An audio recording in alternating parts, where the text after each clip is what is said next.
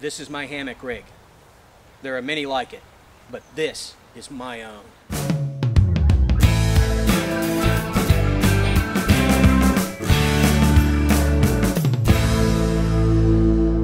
I'm Babelfish5.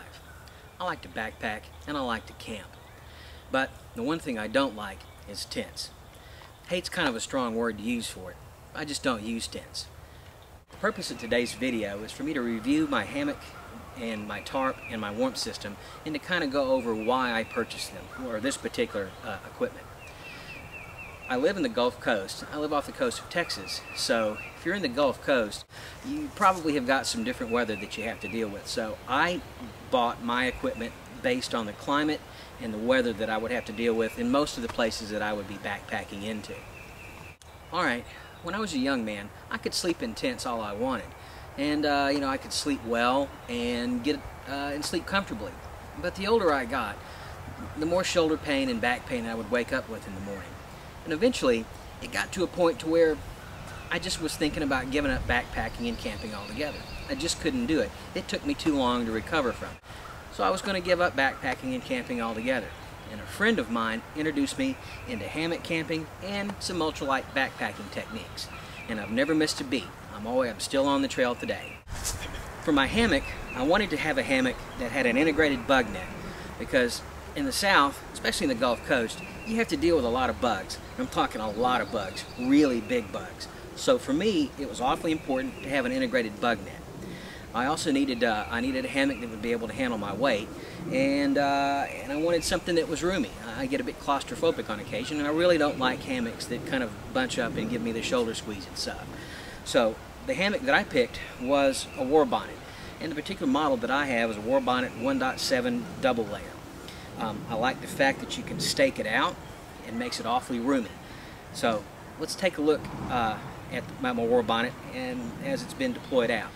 So here we are. This is my Warbonnet when it's been fully deployed out. And you notice I have stakes with shot cord that comes with the Warbonnet up against two nice pine trees.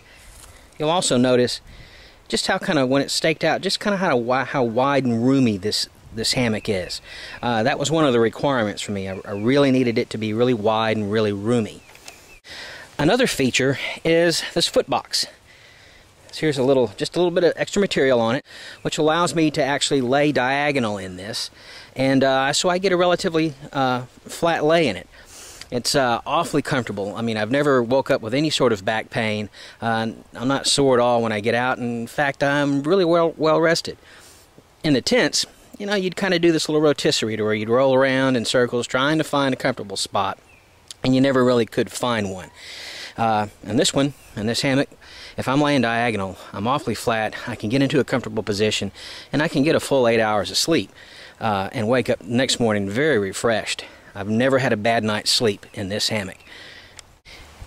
You'll also notice on the Warbonnet how the zippers are actually up off. It's had some fabric on it, and it's not directly on the your bug netting. So that adds a little bit more stability and a little bit more strength into the hammock to have this bug netting done like this. The quality and the workmanship on this is actually fantastic. Warbonnet guy does a wonderful job on this. One thing I really do like about the integrated bug net is I can get inside this hammock and just point and laugh at the bugs that are trying to get to me. I'm sure that there are hammock campers out there, or campers in general. Bugs don't bother them, and they're just really tough individuals. I'm not one of those. Bugs annoy the crap out of me. So this integrated bug net is a lifesaver for me. The next piece of equipment that I had to look at was how much for my tarp system. I needed something that was actually going to be able to shed a lot of water and was lightweight. So I started looking for some of the Spin-UL stuff. It's very light, and it can take a lot of rain. Now, where I live, sometimes we get a whole lot of rain, and I'm talking about an inch or more an hour in a downpour.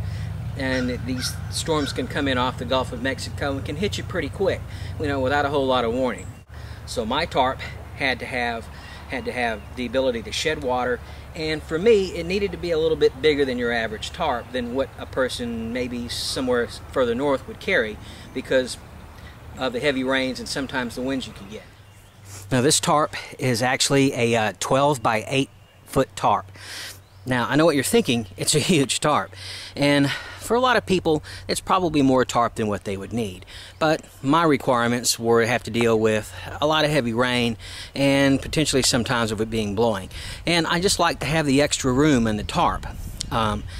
During any heavy thunderstorms, especially blowing wind and stuff like that, it doesn't. I don't get the splash up that a smaller tarp would get, and I don't necessarily need to cap my ends as often as somebody that would be dealing with that with another tarp. So for me, the extra room and then just a little extra weight is something that I don't necessarily mind.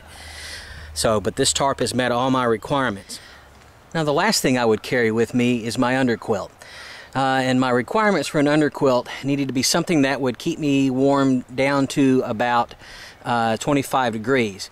Living in the Gulf Coast, it rarely gets down to 25 or below. And if it got down below that, I would just supplement for my underquilt from that. So I wanted an underquilt that was light and could handle, moderately cold temperatures, or what I would consider be moderately cold temperatures. So my underquilt of choice is a crow's nest made by Storm Crow. I've done a previous video on this underquilt, and if you're interested in getting more details on it, please watch that video. So normally I carry this in late fall and in winter when I'm backpacking then, maybe into early spring. So this is my rig. This is what I carry with me when I'm going backpacking or I'm going camping. I don't sleep in tents. I dislike tents. I'm just not going to sleep in them. I can tell you that hammock camping and using some ultralight techniques has saved my backpacking and saved my camping. I wouldn't be doing it if I didn't have this rig or having a hammock rig with me. If you're interested in learning more about hammock camping, please go to hammockforums.net. There's lots of fine people there that are more than willing to help you out and help you learn hammock camping. And all of the manufacturers that I showed you today actually are members of hammockforums.net. And you can get a hold of them to talk about their gear at any point in time, and they'll be more than willing to help you.